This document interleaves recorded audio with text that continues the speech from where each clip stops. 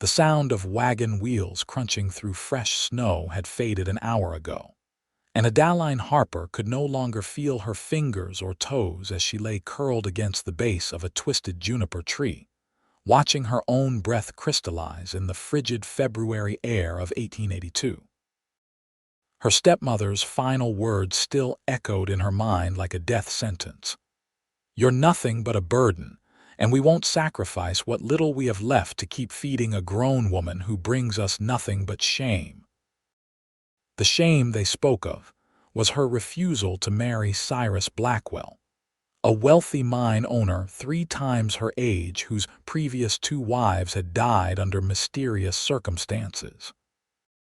At 19 years old, Adaline had dared to say no, and for that act of defiance, her father had allowed his new wife to convince him to leave his only daughter behind in the Utah wilderness, 20 miles outside of Parowan, as they continued their journey to California. They had taken everything: her coat, her gloves, even the small bundle of belongings she had packed herself. All she had were the thin dress on her back, worn boots, and a growing certainty that she would not survive the night. The snow was falling harder now, thick flakes that settled on her dark hair and eyelashes. She had tried walking, tried following the wagon tracks, but the cold had seeped so deep into her bones that her legs had simply stopped obeying her commands.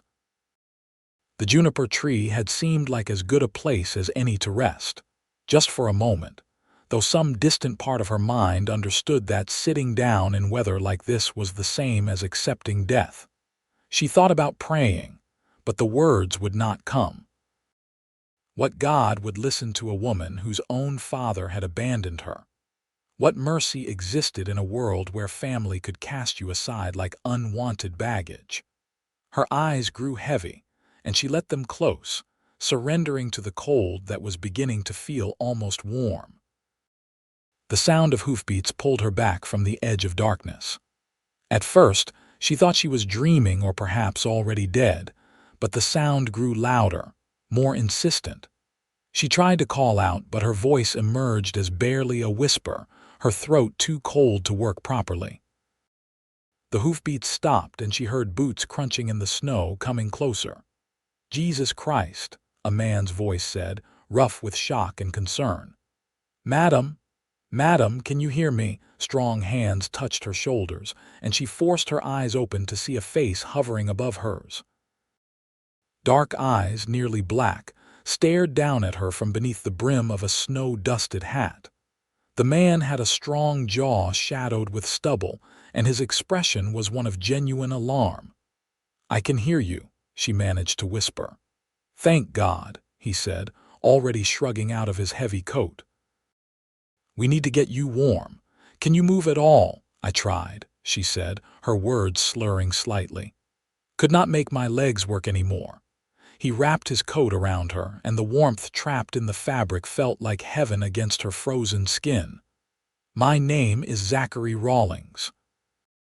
I'm going to pick you up now, get you onto my horse. We need to move fast." She nodded, lacking the strength to protest even if she wanted to. When he lifted her, she was struck by how easily he managed it, as though she weighed nothing at all. He was tall, she realized, and solidly built beneath his wool shirt. He carried her to his horse, a large bay gelding that stamped nervously at the smell of her near-frozen state. "Easy, Chief," Zachary murmured to the horse as he somehow managed to mount while still holding her. He settled her in front of him, keeping one arm wrapped tightly around her waist while the other hand held the reins. "Hold on to me if you can. My cabin is about 3 miles north. Can you stay awake that long?" "I will try," she whispered, leaning back against his chest. Even through his shirt, she could feel the heat radiating from him, and she pressed closer, desperate for warmth. "Talk to me," he said, urging the horse into a careful trot. "Tell me your name." "Adaline Harper," she said, forcing the words out through chattering teeth. "That's good." "Keep talking, Adaline. What happened to you? How did you end up out here? The question brought tears to her eyes, hot against her frozen cheeks. My family left me. My father and stepmother. They said I was a burden. His arm tightened around her, and she felt him stiffen in anger. They just left you here. In this weather. I refused to marry the man they chose, she explained, her voice gaining a bit of strength from the shelter of his coat and body. He was old and cruel, and his wives died. I said no. My stepmother convinced my father I was worthless. So they took everything and left me. That's not family, Zachary said, his voice hard with barely suppressed fury. Family doesn't abandon their own. What they did, that's attempted murder, plain and simple. Adaline did not respond, too tired and cold to defend people who had proven themselves indefensible. She focused instead on the rhythm of the horse's gait, the solid warmth of the man holding her, the fact that somehow, impossibly, she was still alive. True to his word, Zachary reached his cabin in what felt like both an eternity and no time at all. It was a solid structure, larger than she expected, built from thick logs with a stone chimney from which smoke was still rising. He dismounted carefully, keeping her secure in his arms, and carried her inside, kicking the door shut behind them. The warmth hit her like a physical force, and she gasped as feeling began to return to her extremities in painful prickles. Zachary set her down in a chair near the fireplace, which held glowing embers, and immediately began building up the fire. We have to warm you slowly, he explained, working quickly to add wood and stoke the flames. Too fast and it will hurt worse. Can you feel your fingers and toes? Starting to, she said, wincing as the pain intensified. It hurts. That's good. That means no frostbite yet, or at least not serious. He grabbed several blankets from a chest against the wall and wrapped them around her over his coat. I need to take care of my horse, but I will be right back. Do not try to stand up. Can you promise me that? She nodded, and he studied her face for a moment as if gauging whether he could trust her word. Apparently satisfied, he headed back outside, and she heard him leading his horse toward what must be a barn or stable. Alone in the cabin, Adaline took stock of her surroundings. The single room was neat and organized, with a bed in one corner, a table with 2 chairs, shelves holding food supplies and cooking equipment, and the fireplace that was now blazing cheerfully. The floor was wooden planks covered with what looked like a bear skin rug. Everything spoke of a man who lived alone but took pride in his space. Zachary returned within minutes, stamping snow from his boots. He hung his hat on a peg by the door and immediately came to her, kneeling down to look at her feet. I need to check for frostbite. May I remove your boots? Yes, she said, grateful that he asked rather than simply doing it. He unlaced her worn boots carefully and eased them off, wincing at the state of her stockings, which were soaked through and had holes in several places. As gently as if he were handling something precious, he peeled off the stockings and examined her feet and toes, pressing carefully on each one. You are lucky, he said finally. Cold, but I do not see signs of serious frostbite. Your toes are all responsive and the color is coming back. He grabbed more blankets and wrapped her feet carefully. Your hands. She pulled her hands from beneath the blankets, and he took them in his own, which were large and calloused but surprisingly gentle. He examined each finger with the same careful attention he had given her toes. Also lucky, he pronounced. You must not have been out there too long. Another hour and we would be having a different conversation. You saved my life, Adaline said, the reality of it hitting her fully for the first time. Tears welled in her eyes. I was ready to die. I had accepted it. Zachary's dark eyes met hers, intense and serious. You are not going to die. Not on my watch, and not because some excuse for a family decided you were disposable. He stood and moved to the stove in the corner, which she now noticed also held a pot. "I have stew here. It is not fancy, but it is hot and it will help warm you from the inside. Think you can eat?" Her stomach answered with a loud growl, reminding her that she had not eaten since the previous morning. "Yes, please." As he ladled stew into a bowl, she watched him, trying to understand what kind of man he was. He moved with the confidence of someone comfortable in his own space, but there was a gentleness to his actions that surprised her. Most cowboys she had encountered in her life had been rough, crude men who saw women as either property or entertainment. Zachary Rawlings seemed different. He brought her the bowl and a spoon, then dragged the other chair over to sit near her. "Eat slowly," he advised. "Your stomach needs time to adjust." The stew was simple, venison and vegetables in a rich broth, but it tasted like the finest meal she had ever eaten. Warmth spread through her chest and belly, and she felt strength returning to her limbs. Zachary watched her eat with a satisfied expression, as if her recovery was somehow his personal mission. "How did you find me?" she asked between bites. "I thought I was miles from anywhere." "You were," he confirmed. "I was heading back from Parowan, took the southern route because the northern pass was snowed in. Saw what looked like wagon tracks that veered off the main trail, then saw a smaller set of footprints. Got curious about why someone would be walking out in this weather, so I followed them." His jaw clenched. "Found you just in time." "You saved a stranger," she said softly. "Most people would not have bothered to investigate." "Most people are fools," Zachary said bluntly.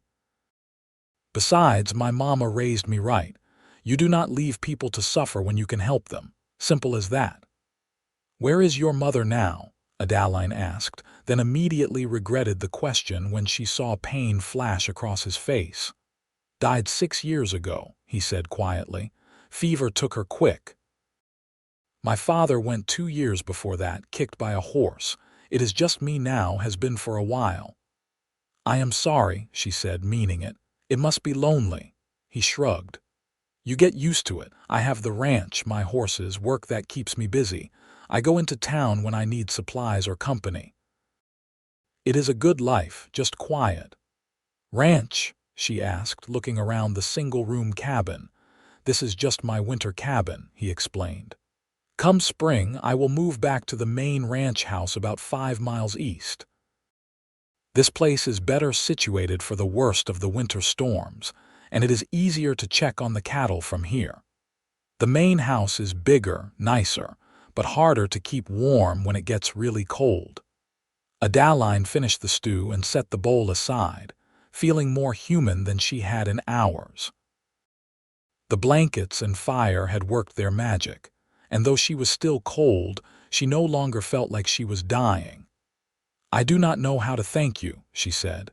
"You saved my life, fed me, gave me warmth. I have nothing to offer in return." "I do not want payment for being a decent human being," Zachary said firmly. "You do not owe me anything, Adaline, but we do need to talk about what happens next." Her heart sank. Of course, he had saved her, but that did not mean he wanted her staying in his cabin indefinitely. "I understand. When the weather clears, I will leave. Perhaps I can find work in Parowan." "That is not what I meant," he said, frowning. "You are welcome to stay here as long as you need, but I want to know if you have anywhere to go, anyone who would take you in." She shook her head slowly. "No one. My mother died when I was young. My father remarried 2 years ago, and his new wife never wanted me around. I have no siblings, no aunts or uncles that I know of. The family we were traveling with to California were my stepmother's relatives. I have nothing and no one." Zachary was quiet for a long moment, studying her face in the firelight. Finally, he spoke, his voice gentle but firm.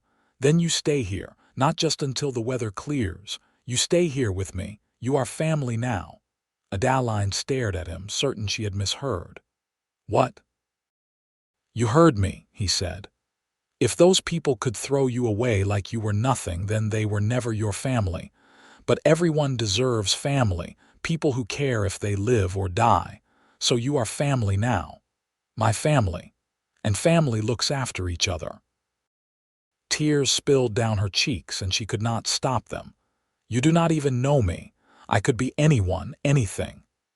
You are someone who nearly died because you refused to marry a man you knew was wrong for you, Zachary said. Someone with courage and principles. That is enough for me. Besides, he added with a slight smile, I figure anyone who can survive what you just survived has got to be tougher than they look. I do not understand, Adaline whispered. Why would you do this for a stranger? Because it is the right thing to do, he said simply. And because no one should be alone in this world if they do not have to be. I know what lonely feels like, Adaline. I would not wish it on anyone, especially not someone who just had their whole world torn apart. She wiped at her tears with the blanket. If I stay, I want to earn my keep.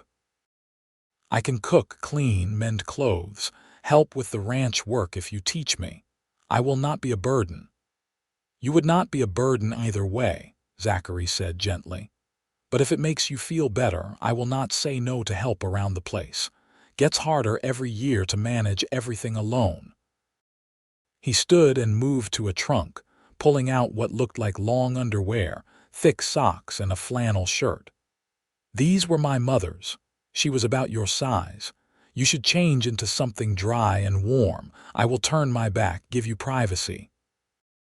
He did exactly that, facing the wall while Adaline struggled out of her damp dress with clumsy, still cold fingers.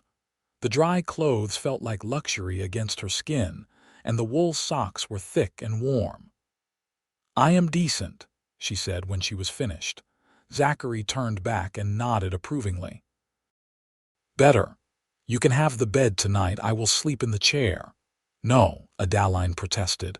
This is your home. I cannot take your bed.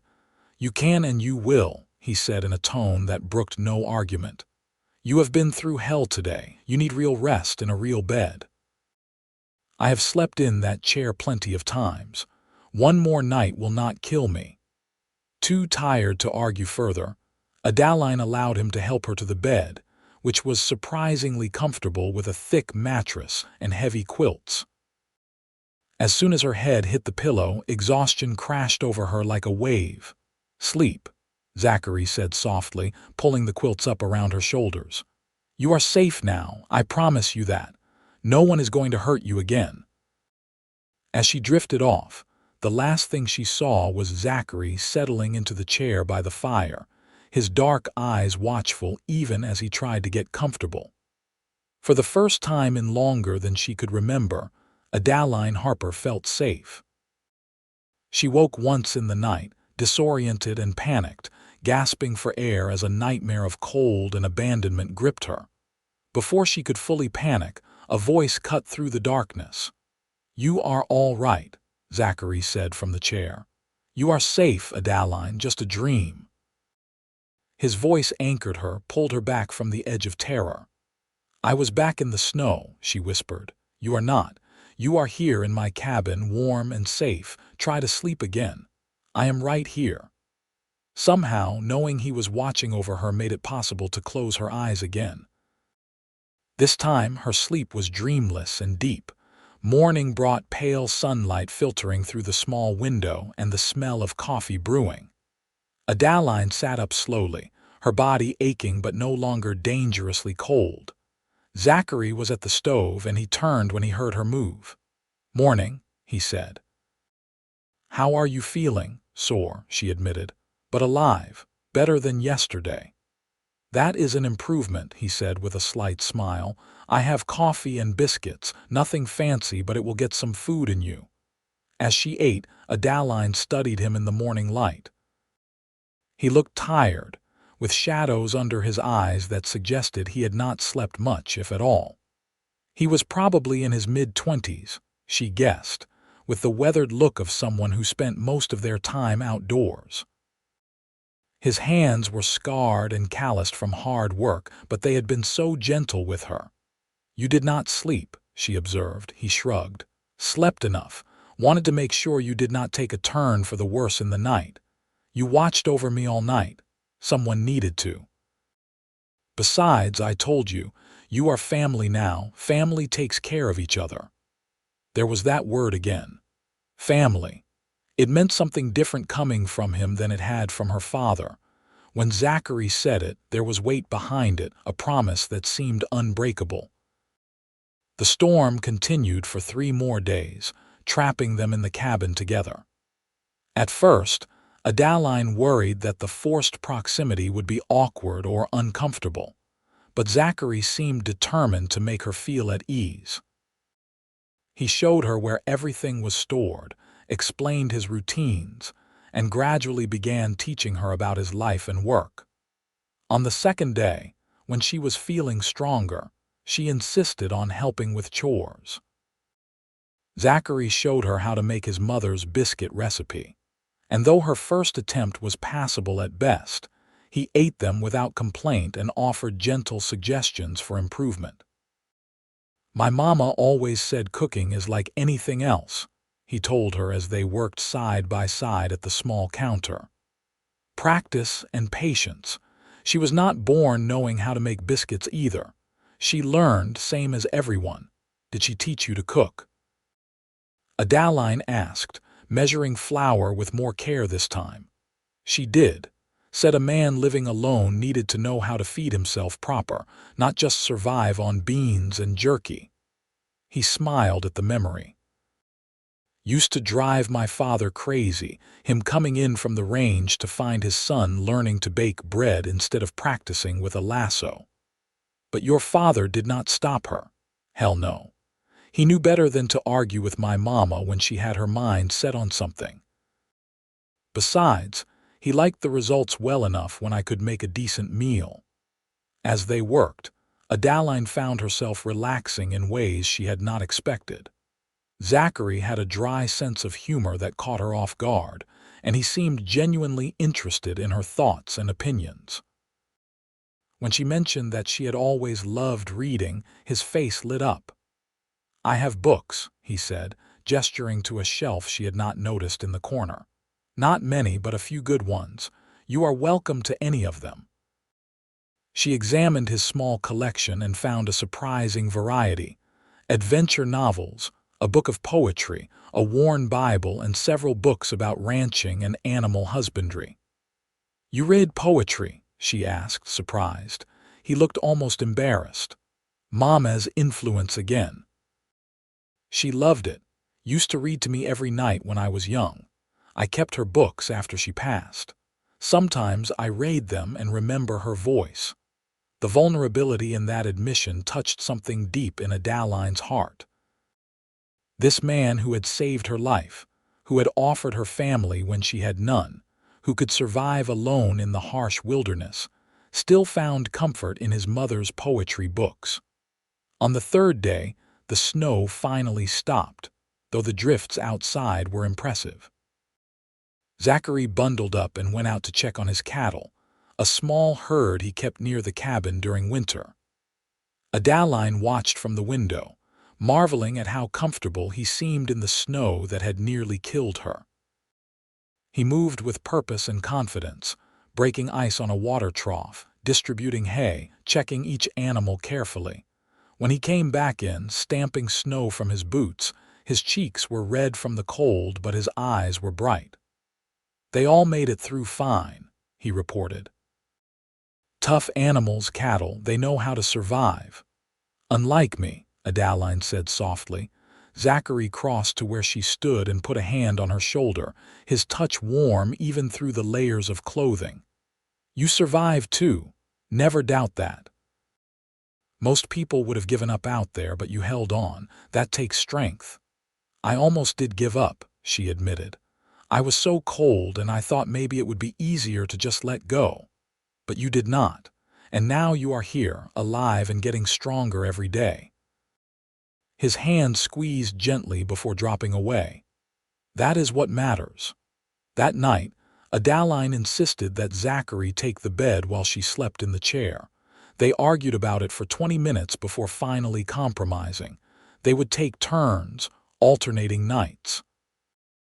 It was a small thing, but it felt important to Adaline that she not be simply a helpless charity case. If she was going to be part of this family, even a family of two, she needed to contribute equally. As the days passed and turned into a week, Adaline found herself settling into a rhythm. She took over most of the cooking, which pleased Zachary enormously, especially when she experimented with his limited supplies to create more interesting meals. In turn, he began teaching her about ranch work, explaining the business of raising cattle and horses, the economics of it, the practical skills required. "Come spring, I will need to break a few young horses," he told her one evening as they sat by the fire. "It is hard work but satisfying when you get it right. I could teach you if you want to learn." "I would like that," Adaline said. "I have never been around horses much. My father had a team for the wagon, but I was not allowed to work with them." "Your father was a fool," Zachary said bluntly. "Anyone with hands and a brain can learn horses, and something tells me you are smarter than most." The compliment warmed her more than the fire. In her father's house, she had been made to feel stupid and useless, good for nothing but marrying off. Zachary treated her like a person with value, with potential. It was a gift she had not known she needed. 2 weeks after her rescue, Adaline woke to the sound of horses outside the cabin. She sat up quickly, her heart racing with sudden fear. Zachary was already awake and at the window peering out carefully. "3 men," he said quietly. "I do not recognize them. Stay inside and away from the window." Before Adaline could respond, there was a heavy knock on the door. Zachary checked that his rifle was loaded and within reach before opening it, though he only opened it a crack. "Help you gentlemen?" he asked, his voice neutral. "We are looking for a woman," a harsh voice said. "Girl, really about 19. Dark hair, slim build. She ran away from her family nearly 2 weeks ago. Her father is offering a reward for her return." Adaline's blood turned to ice. They were looking for her. Her father, or more likely her stepmother, had sent men to find her and drag her back. Back to what? Marriage to Cyrus Blackwell? Or simply another attempt to dispose of her? "Have not seen anyone matching that description," Zachary said calmly. "Been snowed in here for 2 weeks. Have not seen much of anyone." "You mind if we look inside?" the voice asked, and there was a threat underlying the politeness. "Yeah, I do mind," Zachary said, his tone hardening. "This is my property and I do not take kindly to strangers demanding to search my home. I told you I have not seen your missing girl. That is the end of it." "Now listen here," another voice started, but Zachary cut him off. "No, you listen. I know the law. You have no authority to search my property without cause, and my word that she is not here is all the cause you do not have. You can leave peaceful, or you can try to force your way in and discover why that would be a mistake. Your choice."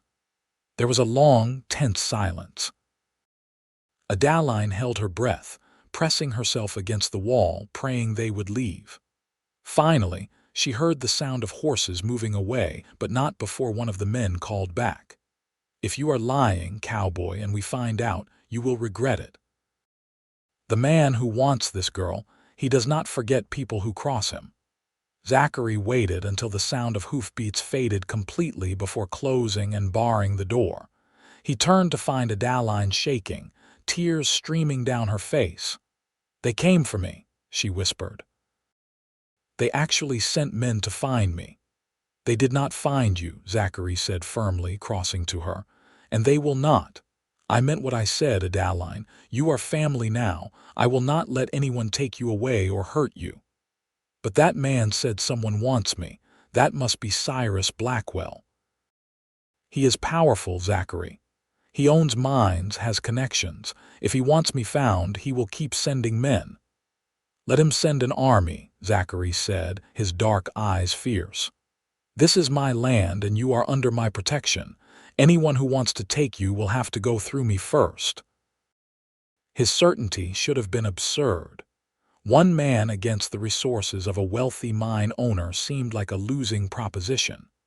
But looking at Zachary Rawlings, at the set of his jaw and the determination in his eyes, Adaline found herself believing him. He would fight for her. This man who had known her for only 2 weeks would stand between her and danger without hesitation. "Thank you," she said, the words feeling inadequate for what she felt. "No thanks needed," he replied. "That is what family does." After the scare with the men looking for her, Zachary became more cautious. He made trips to check on the cattle armed and alert, and he taught Adaline how to handle a rifle, just in case. "I am not saying you will need it," he explained as he showed her how to load and aim. "But better to know and not need it than need it and not know. Out here, you have to be able to protect yourself." Adaline proved to be a decent shot, which pleased Zachary and surprised her. "My hands are steadier than I thought," she said after hitting a target tree 3 times in a row. "You have got good instincts," Zachary said approvingly. "Trust yourself more. You are stronger than you think." As winter slowly began releasing its grip and February turned to March, something shifted between them. Adaline caught herself watching Zachary as he worked, admiring the capable way he handled every task, the gentleness he showed to his animals, the kindness he showed to her. She noticed the way his eyes crinkled when he smiled, the warmth in his voice when he said her name, the way his presence made her feel safe in a way she had never experienced before. And Zachary, for his part, found himself looking for excuses to be near her. He loved the sound of her laugh, which had started to emerge more frequently as she healed from her trauma. He loved watching her read by the firelight, the way she bit her lip when concentrating on a recipe, the careful way she tended to the small herb garden she had started on the windowsill. Neither of them spoke of these growing feelings, both uncertain and perhaps afraid of changing the dynamic that had formed between them. But the awareness was there, humming beneath every interaction, charging the air when they accidentally touched. The moment everything changed came on a cold but clear March afternoon. Zachary had gone to check on fences in the far pasture, and Adaline was baking bread when she heard horses again. Her heart raced, but when she peeked out the window, she saw only one rider this time, a woman. Cautiously, Adaline opened the door a crack. The woman was older, perhaps in her 50s, with gray-streaked hair and a kind face. She smiled when she saw Adaline. "Hello there," the woman said warmly. "I am Martha Peterson. I run the general store in Parowan. Is Zachary Rawlings around?" "He is checking fences," Adaline said. "Can I help you with something?" "Well, I brought some supplies he ordered before the big storm," Martha explained, patting the packages tied to her saddle. "But I also wanted to meet you if you are who I think you are." Adaline's stomach dropped. "I do not understand." Martha's expression turned gentle. "News travels, even in winter. Word is, Zachary told some men a few weeks back that he did not have a young woman here. But Zachary Rawlings is one of the most honest men I know, which means either he was lying for a very good reason, or the woman they described is not actually here." She paused meaningfully. "But I am betting there is a woman here, just one who is here by choice and under protection." Slowly, Adaline opened the door wider. "How did you know?" "Because I know Zachary and I know the kind of man he is. If he was protecting someone, he would have good reason." Martha dismounted and approached carefully as if Adaline were a skittish horse. "You are safe, dear. I am not here to cause trouble. In fact, I am here to help if you need it." To Adaline's surprise, tears filled her eyes at the kindness in the older woman's voice. "Why would you help me? You do not even know me." "I know you are someone Zachary Rawlings thinks is worth protecting, and that is enough for me." That boy has been alone too long, and if he has finally found someone to share his life with, even just as friends, then I want to support that. Martha pulled one of the packages from her saddle. I brought some fabric, needles, thread. Figured you might need clothes that actually fit, rather than wearing his mother's old things. The gesture was so thoughtful, so kind, that Adaline could not hold back her tears any longer.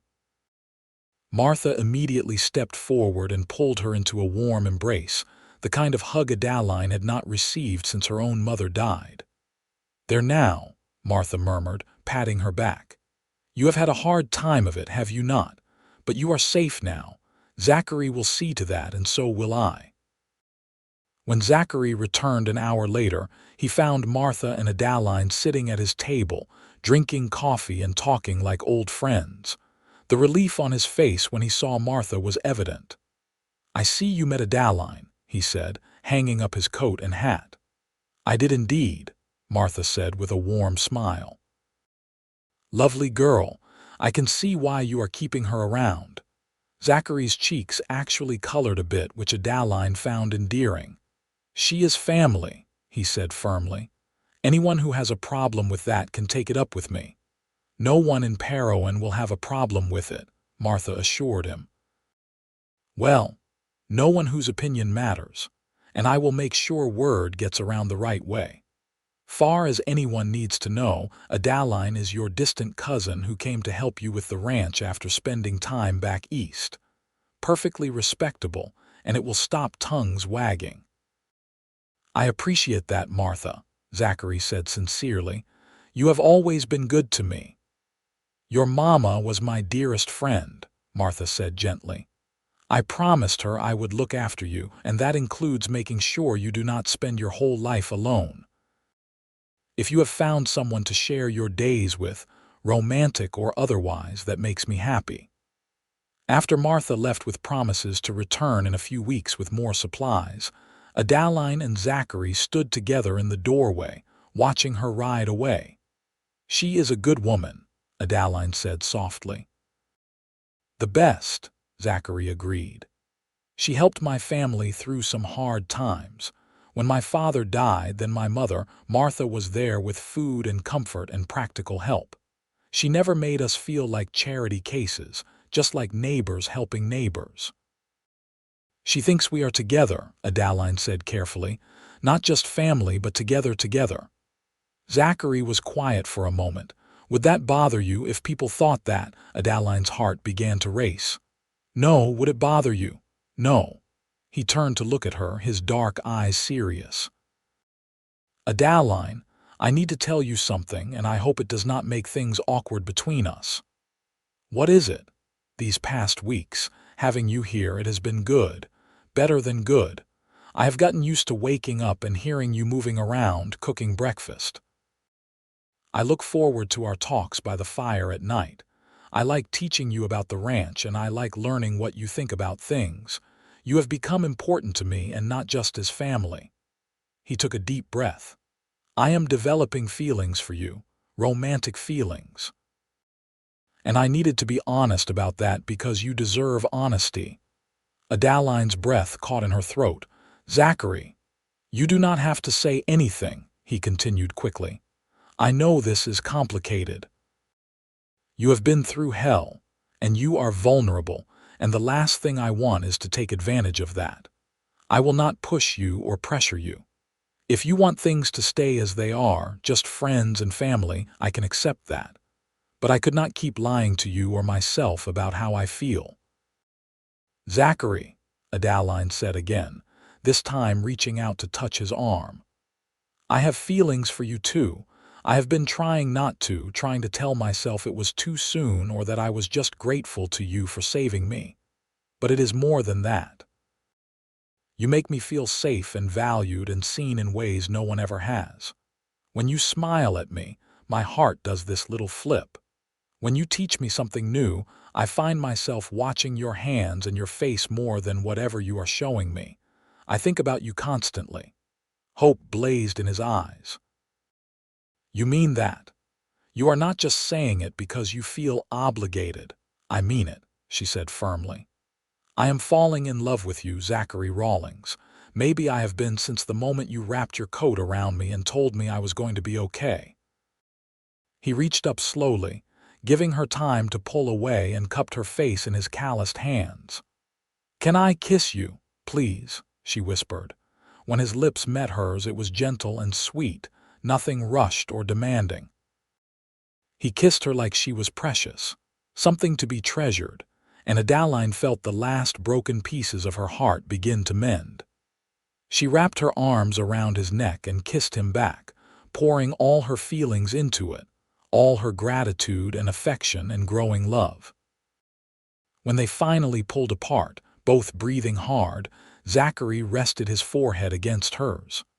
I promise you, I will spend the rest of my life making sure you never regret this, making sure you know you are loved and valued.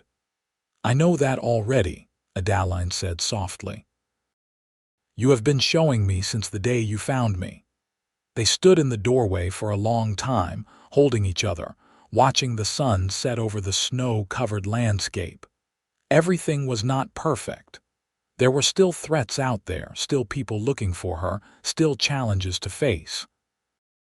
But in that moment, wrapped in Zachary's arms, Adaline felt like she had finally found where she belonged. The next weeks were a revelation.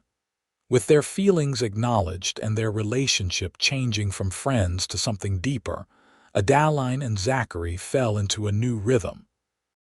There were more touches now, casual and affectionate. He would rest his hand on the small of her back as he passed her in the cabin. She would squeeze his shoulder when she set his coffee down in the morning. They sat closer together by the fire at night, often with her head on his shoulder as he read aloud from one of his mother's books.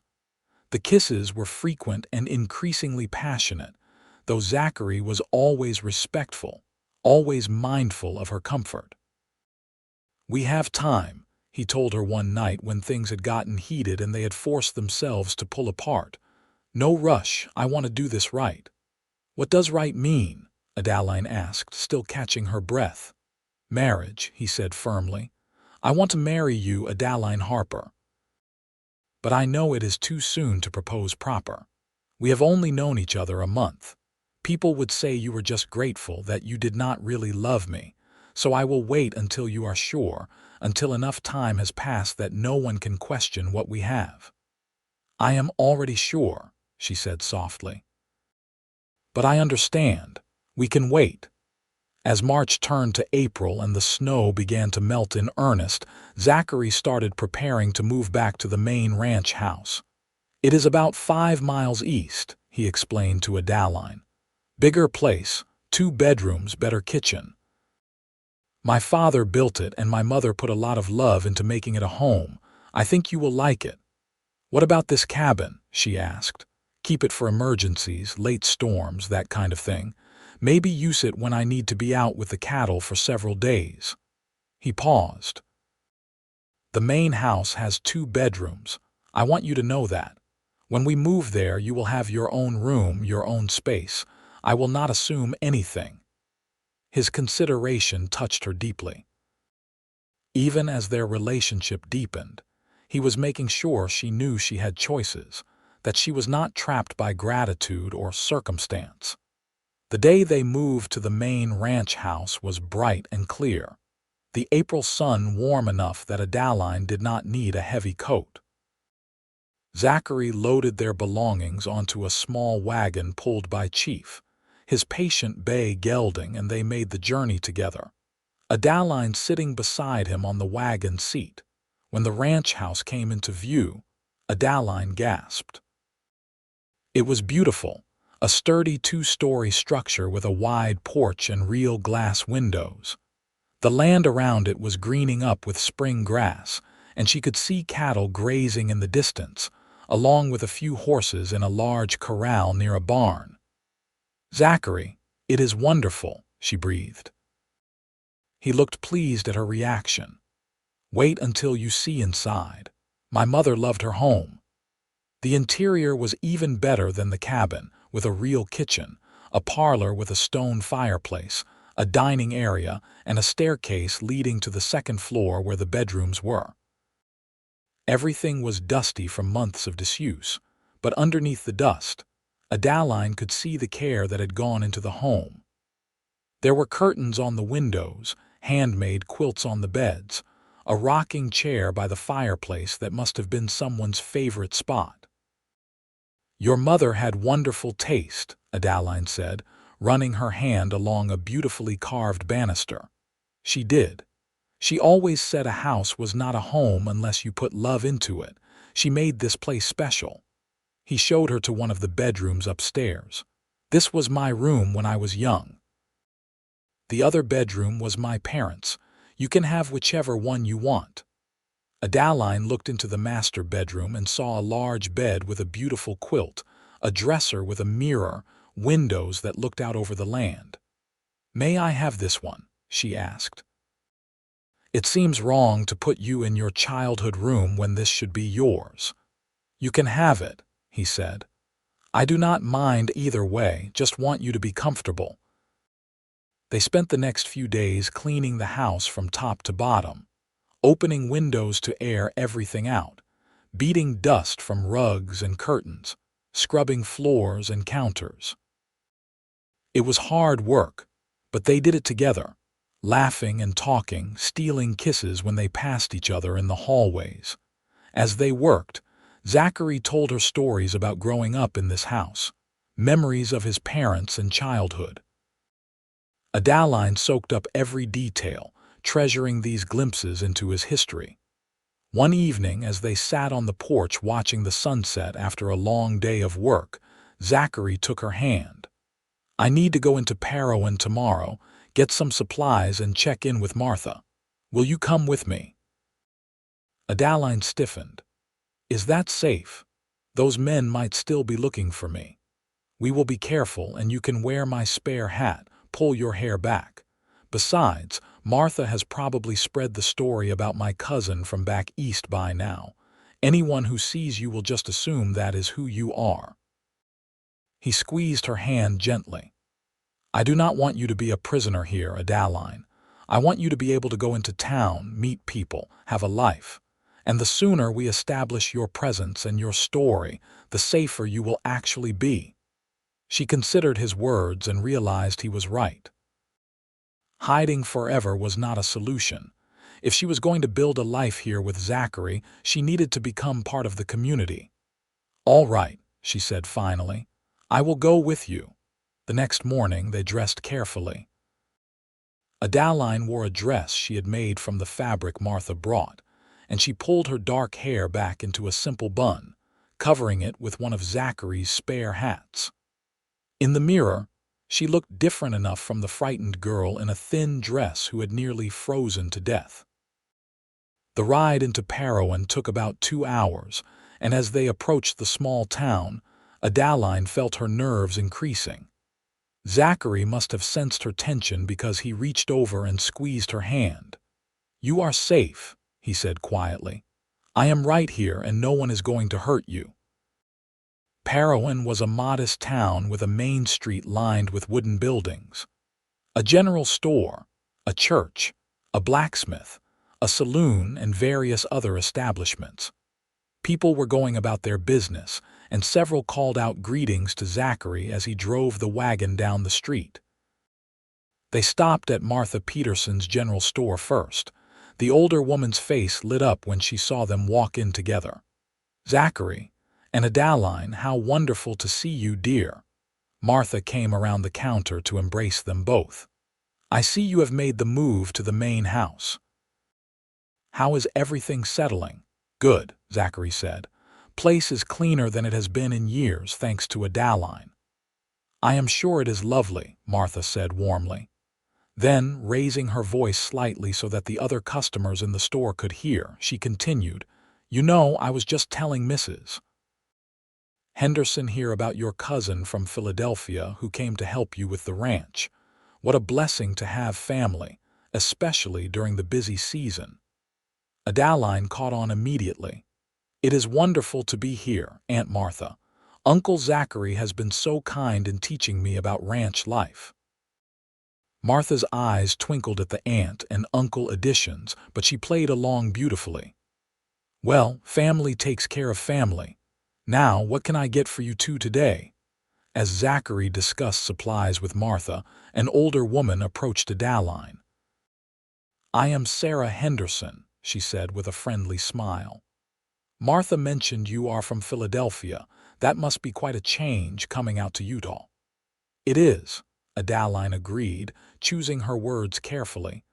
"But it is beautiful here, and my cousin has been very welcoming." "Zachary is a good man," Sarah said. "Lost both his parents so young, but he has made a good life for himself. It is nice that he has family visiting." More people came into the store, and each time, Martha smoothly introduced Adaline as Zachary's cousin from back east, visiting to help with the ranch. By the time they left with their supplies, Adaline felt like she had met half the town, and the story of her presence was firmly established. On the ride back to the ranch, Adaline let out a long breath. "That went better than I expected." "Martha is good at managing information," Zachary said with a smile. "By tomorrow, everyone in town will know about my cousin Adaline. The story is set. You are part of the community now." "Except we are not actually cousins," Adaline said quietly. "And eventually, people will figure that out." "Eventually," Zachary agreed. "But by then, we will be married if you will have me, and people will realize you were never my cousin, but they will understand why we let them think that." Small-town folks appreciate a good love story. "Is that what we are?" Adaline asked, smiling. "A good love story, the best one I know," Zachary said seriously. "Woman left to die, saved by a cowboy, they fall in love and build a life together. If that is not romance, I do not know what is." Spring unfolded across the ranch in shades of green and gold. Adaline threw herself into learning everything she could about ranch life. Zachary taught her to ride, starting her on a gentle mare named Daisy, and she progressed quickly from nervous beginner to confident rider. She learned to mend fences, treat minor injuries in cattle, recognize signs of illness in the herd. "You have got good instincts for this," Zachary told her one day as they worked together to doctor a calf with a cut leg. "Natural horsewoman, good with animals. My mother would have liked you." "I wish I could have met her," Adaline said wistfully. "Me too. She would have loved you, would have been thrilled to see me finally settling down with someone." He paused in his work to look at her. "I have been thinking. We have been together almost 3 months now. Known each other a bit longer. I know I said we should wait, but Adaline, I do not want to wait anymore. I love you. I want to marry you, want to make this official. Will you be my wife?" Adaline's eyes filled with happy tears. "Yes. Yes, absolutely yes." Zachary whooped with joy and picked her up, spinning her around right there in the pasture, startling the cattle. When he set her down, he kissed her deeply, pouring all his love and happiness into it. "We will do it right," he promised.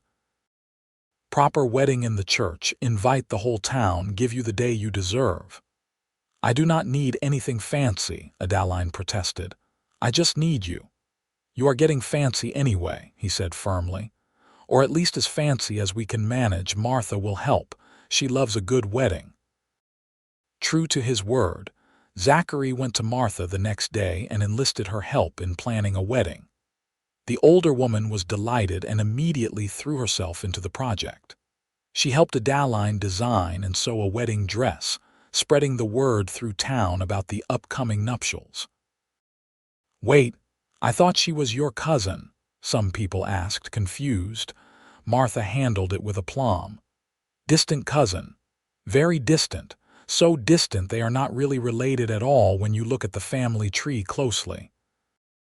Besides, love is love, and anyone with eyes can see those two are meant for each other." The wedding was set for late May, giving them time to prepare. Adaline worked on her dress in the evenings while Zachary handled the ranch work and made arrangements with the preacher. They decided to have the ceremony in the small church in Parowan, followed by a reception at the ranch. As the wedding day approached, Adaline found herself growing nervous, though not about marrying Zachary. That was the one thing she was certain of.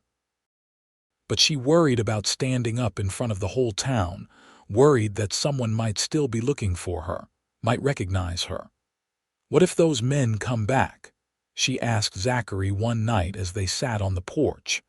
"What if Cyrus Blackwell finds out where I am?" "Then we will deal with it," Zachary said calmly. "Together. Adaline, I am not going to let anyone take you away from me.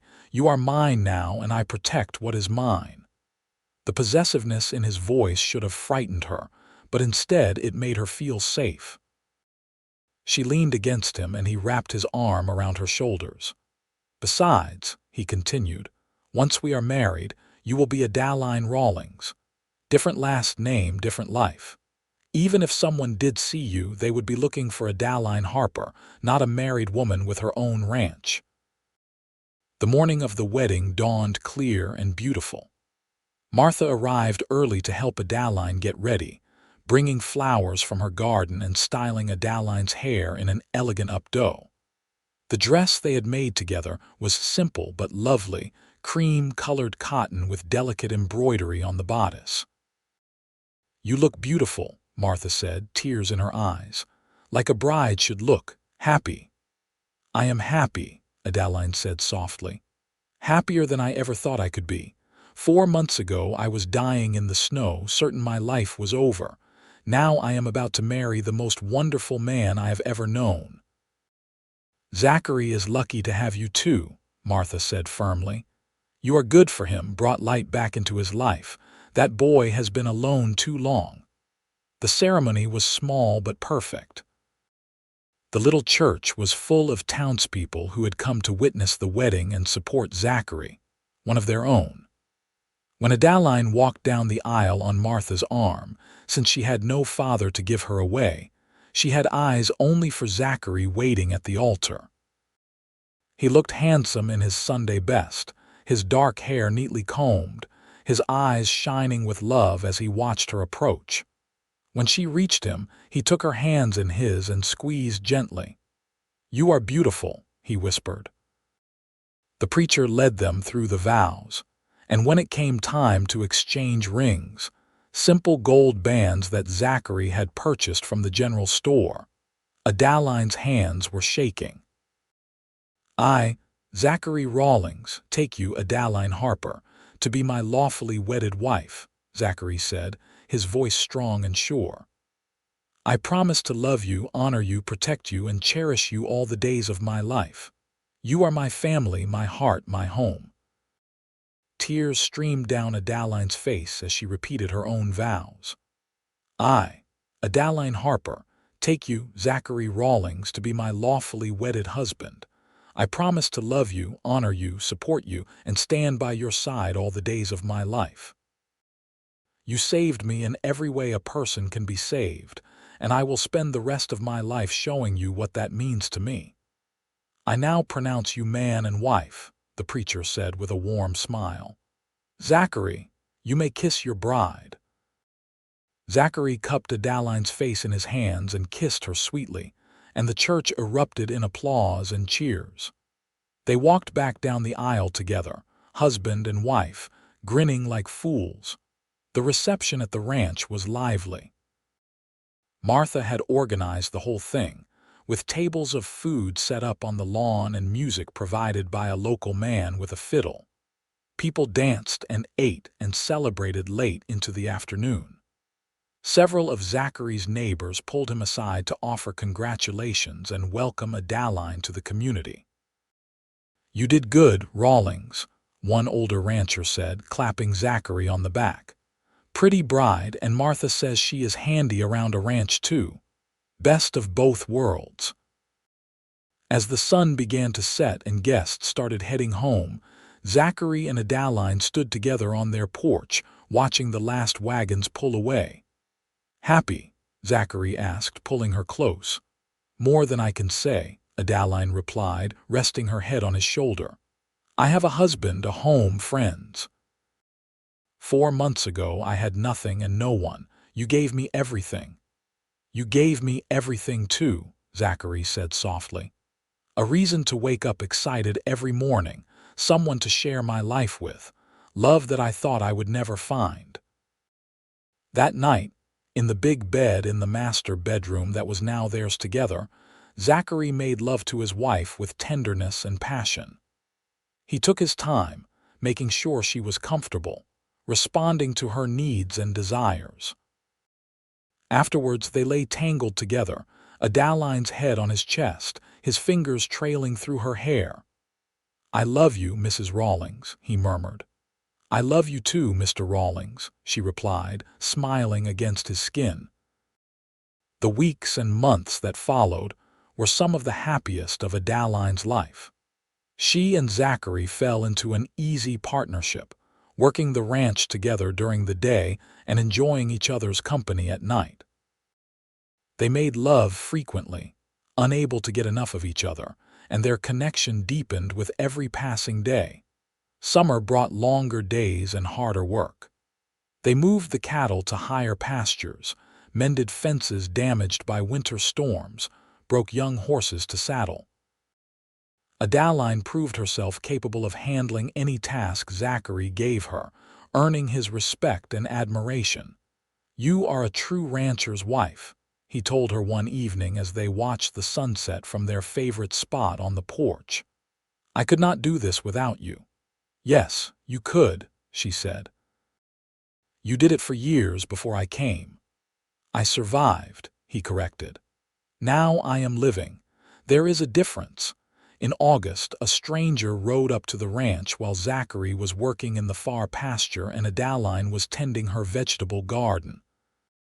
She stood when she saw him approach, her hand instinctively moving toward the rifle propped against the porch.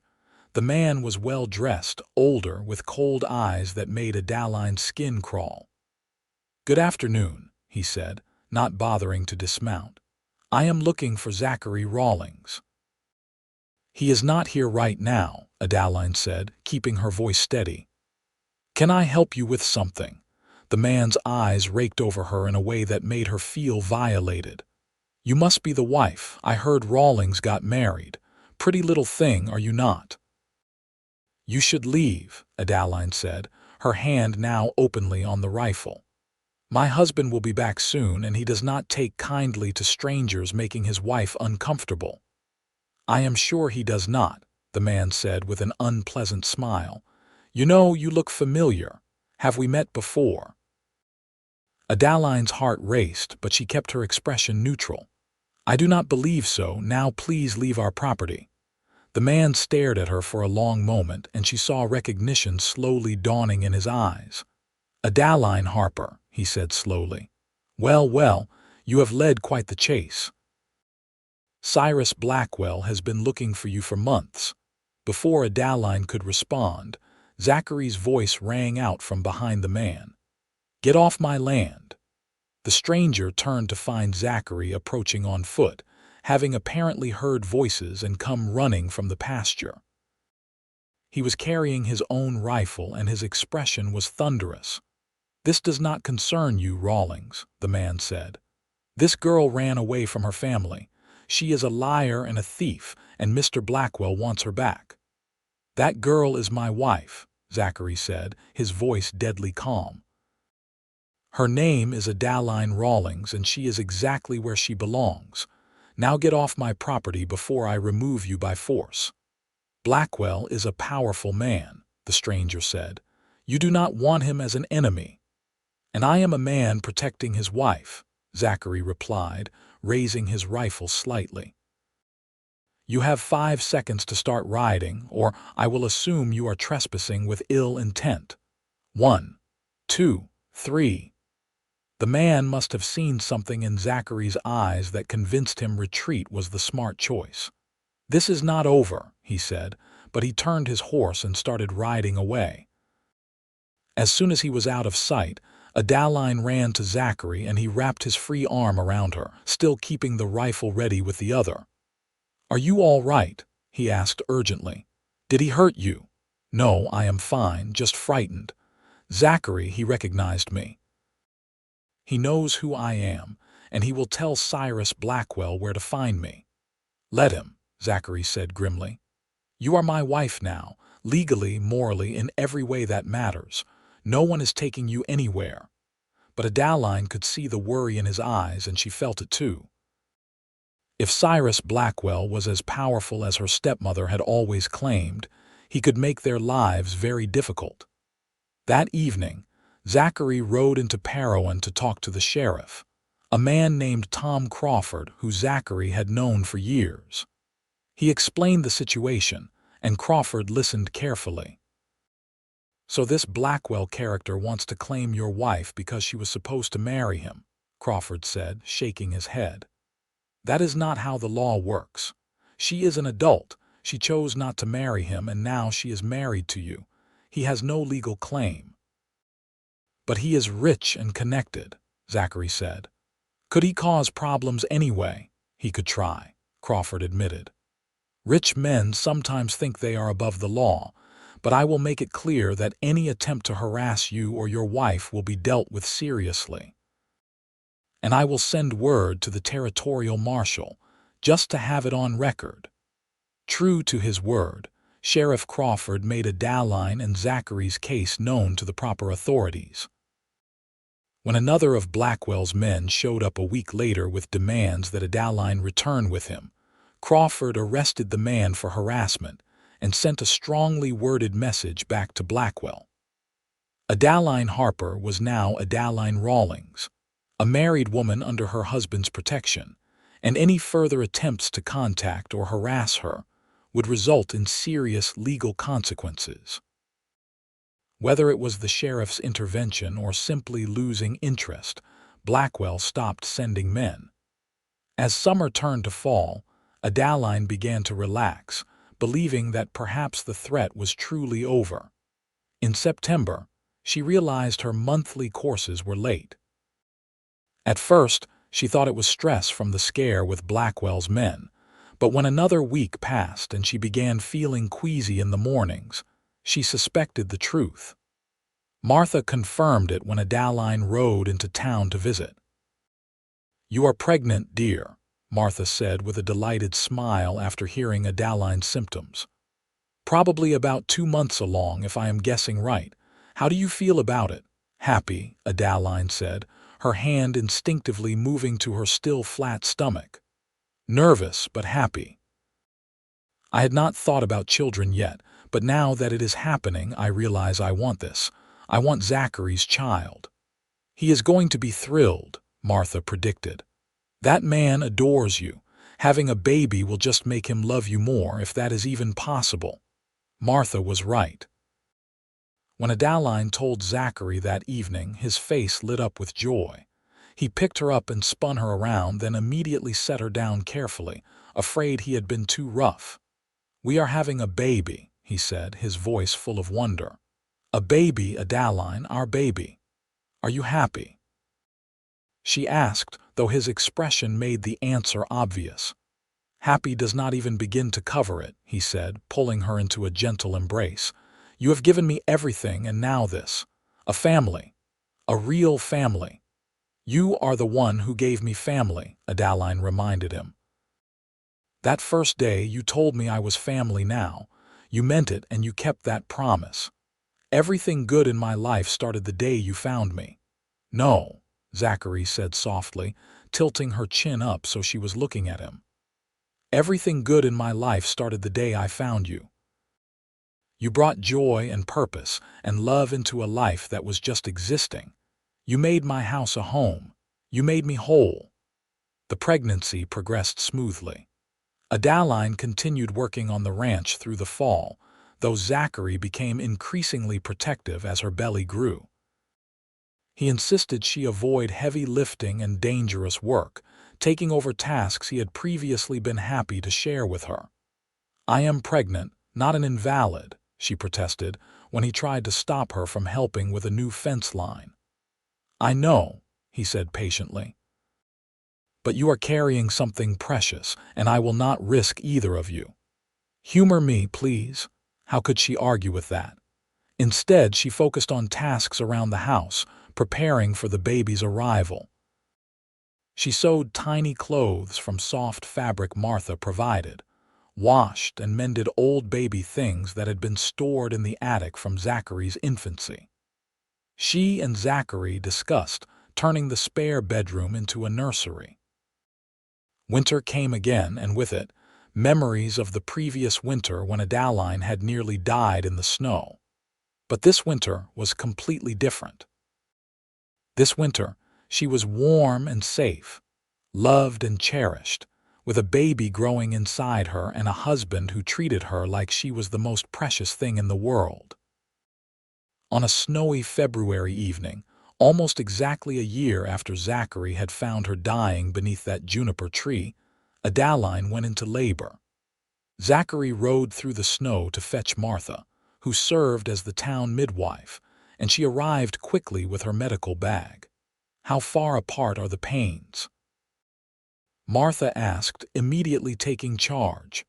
"About 5 minutes," Adaline gasped, gripping the bedpost as another contraction hit. "Good, we have time, but not too much. Zachary, I need hot water and clean towels, then you can wait downstairs." "I want to stay," Zachary said, looking at Adaline with worried eyes.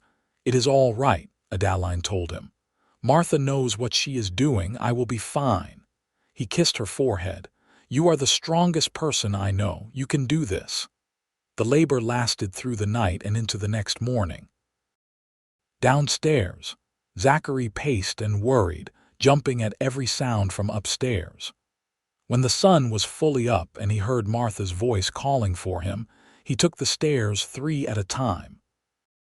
He burst into the bedroom to find Adaline propped up in bed, exhausted but smiling, holding a small bundle wrapped in blankets. Martha stood nearby, also smiling. "Come meet your son," Adaline said softly. Zachary approached the bed carefully, as if afraid he might break something. When Adaline pulled the blanket back to show him the baby's face, his eyes filled with tears. "A boy," he whispered. "We have a son." "Would you like to hold him?" Adaline asked. With shaking hands, Zachary took the tiny baby, cradling him with surprising gentleness for such a large, rough man. The baby opened his eyes and Zachary stared down at him with complete wonder. "He is perfect," Zachary breathed. "Absolutely perfect. What should we name him?" They had discussed names but never settled on anything definite. Now, looking at her husband holding their son, Adaline knew exactly what felt right. "What was your father's name?" she asked. "James," Zachary said. "James Rawlings." "Then let us call him James," Adaline said. "James Zachary Rawlings, after both his father and grandfather." "James," Zachary repeated, testing the name. "Welcome to the world, James. I am your father, and I promise you will grow up knowing you are loved and wanted every single day of your life." Martha quietly excused herself to give the new family privacy. Zachary sat carefully on the edge of the bed, still holding James, and Adaline leaned against his shoulder. "We did it," she said softly. "We made a family." "You did it," Zachary corrected. "You brought him into the world. You are amazing, Adaline. Absolutely amazing." As they sat together, their baby son sleeping peacefully in Zachary's arms, Adaline thought about how much her life had changed in just 1 year. She had gone from being abandoned and left to die to being cherished and loved, from having no family to having the family she had always wanted. Every moment of pain and fear had been worth it to get to this point. "Thank you," she whispered to Zachary. "For what?" "For finding me. For saving me. For loving me. For giving me all of this." Zachary shifted James carefully to one arm so he could put the other around Adaline. "Thank you for letting me. For choosing to live. For choosing me. I cannot imagine my life without you now." The months that followed were busy and exhausting in the way that new parenthood always is. James was a good baby, healthy and strong, but he still required constant attention. Adaline found herself overwhelmed at times. especially during the long days when Zachary was out working the ranch. But they supported each other through it, taking turns getting up in the night, sharing the work and the joy equally. When spring came and the ranch work intensified, Martha often came out to help with James, giving Adaline a chance to work alongside Zachary again, or simply rest. The older woman adored the baby and had unofficially adopted the role of grandmother. "He looks like you," Martha told Zachary one day as she rocked James. "Same dark eyes, same serious expression, though I hope he gets his mother's temperament. The world does not need another brooding cowboy." "I do not brood," Zachary protested. "You absolutely brood," Adaline said, laughing. "But I like it. Makes you mysterious." As James grew from infant to baby to toddler, the ranch thrived. Zachary's hard work combined with Adaline's support and business sense meant they were making good profit. They were able to expand the herd, improve the house and outbuildings, and even hire a ranch hand to help with the work. The threat of Cyrus Blackwell never materialized again. Adaline occasionally wondered what had happened to him, whether he had simply given up or found some other poor girl to marry. She hoped he had left well enough alone, but either way, she no longer feared him. She was Adaline Rawlings, wife and mother, with a community that knew and accepted her. Her old life felt like something that had happened to someone else. When James was 2 years old, Adaline discovered she was pregnant again. This time, the news was expected and welcome, though Zachary still reacted with the same joy and wonder he had shown the first time. "Another baby," he said, his hand on her belly. "James is going to be a big brother." The second pregnancy was easier in some ways, harder in others. Adaline knew what to expect, but she was also chasing after an energetic toddler while pregnant. Zachary tried to help as much as possible, but ranch work still demanded his attention. Their daughter was born on a warm September evening in 1884, with Martha once again attending the birth. She came faster than James had, much to everyone's relief, and she announced her arrival with lusty cries that suggested a strong personality. "A girl," Martha said delightedly, placing the baby in Adaline's arms. "And she's got a set of lungs on her. This one will keep you on your toes." When Zachary met his daughter, he fell in love instantly.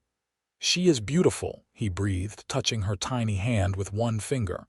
"She looks like you." "What should we name her?" Adaline asked. They had discussed this too, and Zachary had suggested his mother's name. "Helen," he said now. "Helen Rose Rawlings, after my mother and because she is as pretty as a rose." "Helen Rose," Adaline repeated. "It is perfect." Life settled into a new rhythm with 2 children. James was a sweet big brother, fascinated by his tiny sister. He would sit next to Adaline while she nursed Helen, patting the baby's head gently and telling her stories in his limited 2-year-old vocabulary. The years passed in a blur of work and love and family. James grew into a smart, serious boy who followed his father everywhere, learning the ranch business from the time he could walk. Helen was indeed strong-willed, keeping them all on their toes with her adventures and stubborn insistence on doing things her way. When James was 6 and Helen 4, Adaline discovered she was pregnant for a 3rd time. This pregnancy was unexpected, as she had thought they were done having children, but the surprise was a pleasant one. Zachary, now in his early 30s and more handsome than ever with a few silver threads in his dark hair, was thrilled at the prospect of another child. "One more," he said, his hand on her belly. "One more to complete our family." Their second son was born in spring of 1888, a calm, quiet baby who rarely cried and seemed content to simply observe the world around him. They named him Thomas Michael, after no one in particular, simply because they liked the name. With 3 children and a thriving ranch, life was busy but fulfilling. Adaline often stopped in the middle of her day, surrounded by the chaos of children playing and cattle lowing and Zachary's voice calling from the barn, and felt overwhelmed with gratitude for everything she had. One evening, when Thomas was about 6 months old and sleeping peacefully, Adaline and Zachary sat on their porch watching the sunset while James and Helen played in the yard.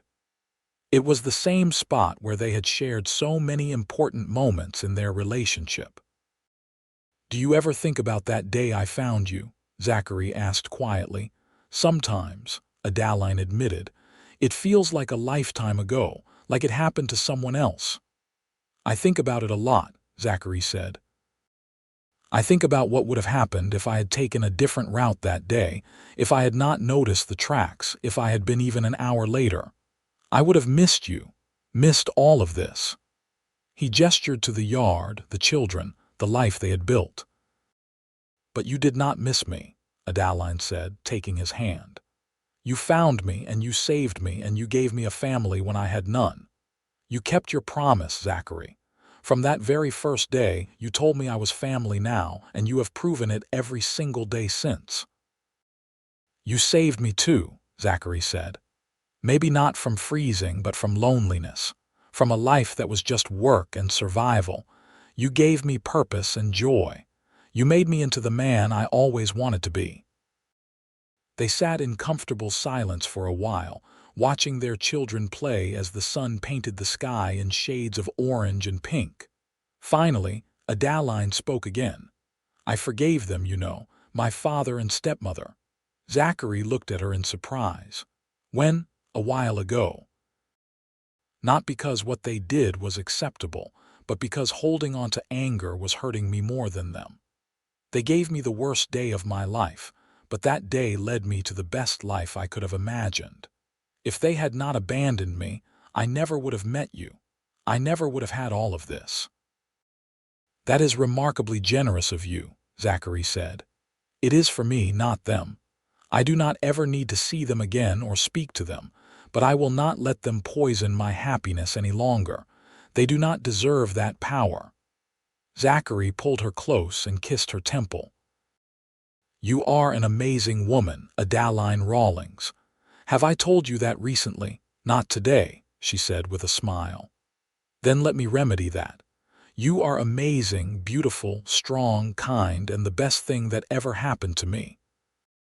I love you more today than I did yesterday, and I will love you even more tomorrow." "I love you too," Adaline said, resting her head on his shoulder. "You are my home, Zachary. You always have been from that very first day." The years continued to pass, each one bringing new challenges and joys. James grew into a capable young man who shared his father's love of ranching and his mother's business sense. Helen became a beautiful, spirited young woman with firm opinions and a kind heart. Thomas was the quiet one, thoughtful and artistic, with a talent for sketching the world around him. Zachary and Adaline grew older together, silver creeping into both their hair, laugh lines deepening around their eyes. The ranch prospered under their management, becoming one of the most successful in the area. They added onto the house to accommodate their growing family, built better facilities for the animals, and created a legacy they could be proud of. Martha remained a constant presence in their lives, the grandmother their children had never had otherwise.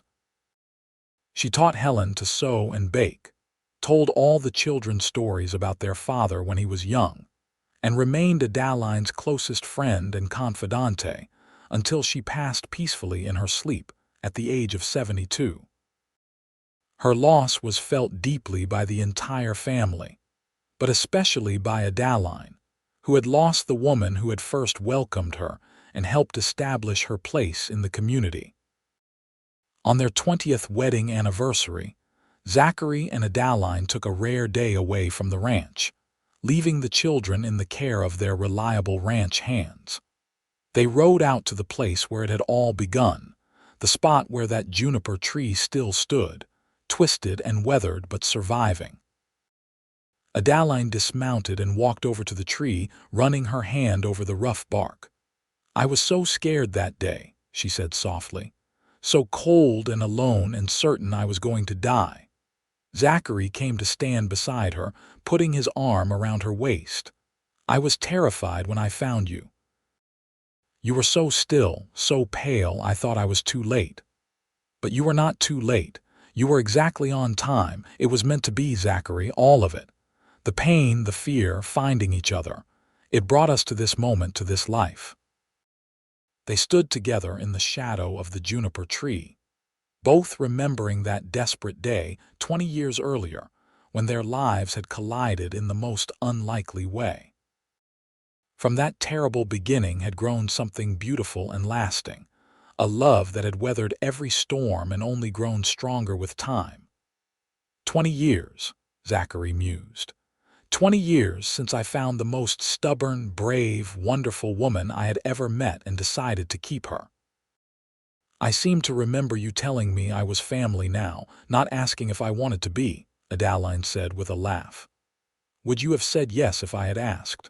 Probably not. I would have been too proud, too scared, too convinced I did not deserve help. You did not give me a choice, and I have never been more grateful for anything in my life." As the sun began to set, painting the Utah landscape in familiar golden light, they remounted their horses and headed home. Home to the ranch they had built together, the children they had raised, the life they had created from nothing but determination and love. Their children grew and eventually started lives of their own. James took over more of the ranch operations, though Zachary remained active and involved well into his 50s. Helen married a kind young man from Parowan and gave Zachary and Adaline their first grandchildren. Thomas moved to Salt Lake City to pursue his art, though he visited often and always painted scenes from the ranch he loved. Through it all, Zachary and Adaline remained partners in every sense of the word. They still sat on their porch in the evenings, still shared their dreams and fears, still loved each other with the same intensity they had felt from the beginning. Their love had deepened and matured, but it had never diminished. On a spring evening in 1902, when they were both in their early 40s and had been married for 22 years, they sat on their porch watching the sunset with their grandchildren playing in the yard. The scene was similar to so many they had shared over the years, but Adaline felt compelled to speak the words in her heart. "I have been thinking about legacy," she said quietly. "About what we leave behind." "What brought that on?" Zachary asked, though his tone was gentle, not dismissive. "Helen is pregnant again. That will be our 5th grandchild. Our children are happy and successful. The ranch is thriving. We have built something real and lasting, Zachary, something that will continue long after we are gone." "We have," he agreed. "But our legacy is not just the ranch or even the children and grandchildren. Our legacy is the family we created from nothing, the love we chose to build when the world had been cruel. That is what I am most proud of." Adaline turned to look at her husband, this man who had saved her life and then spent every day since making that life worth living. His face was weathered now, marked by time and hard work, but his dark eyes still held the same warmth and love they had shown that first day in the snow. "You told me I was family," she said softly. "That very first day, when you had no reason to help me and every reason to leave me to my fate, you told me I was family now. That was the moment my life truly began." "It was the moment both our lives began," Zachary corrected. "I just did not know it yet. But I knew from that first moment that finding you meant something, that saving you was important in ways I could not explain."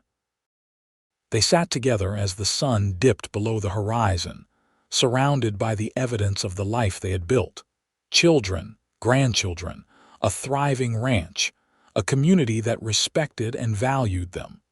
From the cruelest abandonment had come the deepest love. From near death had come abundant life. From two people alone in the world had come a family that would endure for generations. As darkness fell and the first stars appeared, Zachary and Adaline Rawlings remained on their porch, hands intertwined, hearts united, grateful every day for the moment their paths had crossed in the Utah wilderness so many years before. The moment that had changed everything. The moment that had proven that family is not always about blood, but about choice and commitment and love that refuses to give up even in the darkest circumstances. They had chosen each other, saved each other, and built something beautiful together that would last far beyond their own lifetimes. And every sunset they watched together was a reminder that the best love stories are not the ones that start perfectly, but the ones that endure and grow stronger through every challenge, every triumph, every ordinary moment shared between two people who were meant to find each other against all odds.